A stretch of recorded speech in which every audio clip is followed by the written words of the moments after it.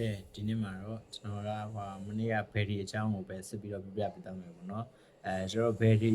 အမျိုးအစားတွေလည်းတည်သွားပြီဆိုတော့ကျွန်တော်ဘယ်ဒီရေရှည်တက်တန်းပေါ့နော်ပူခိုင်အောင်ဘယ်လိုသုံးရမလဲဆိုတဲ့ပုံစံလေးကိုပြပြပေးသွားမှာဖြစ်ပါတယ်ကျွန်တော်တို့ဘယ်ဒီတွေမှာဆိုလို့ရှိရင်အားပေါ့နော်အားတွင်းနဲ့စနစ်သူ့ရဲ့ဟာကိုအားတွင်းမဲ့ဟာဆိုလို့ရှိရင်ဝတ်တွေရှိတယ်ဝတ်တွေကကျတော့ဘယ်လိုလဲဆို18ဝတ်တို့33ဝတ်တို့ပေါ့နော်68ဝတ်တို့ပြီးလို့ရှိရင်အခုဆိုလို့ရှိရင်120G အဲ့လိုမျိုးပုံစံမျိုးတွေဝတ်တွေအများကြီးထွက်လာပြီပေါ့နော်ဒီကောင်တွေမှာဆိုလို့ရှိရင်ဝတ်တွေများလာနေများပေါ့နော်ကျွန်တော်တို့ battery တွေမှာဆိုလို့ရှိရင်တွေ့ရဲ့ battery cycle ဆိုတာရှိတယ်ကျွန်တော်အားတွင်းနဲ့အကျင့်ကြီးပေါ့နော်အားတွင်းလို့ရှိရင်ကျွန်တော်တို့က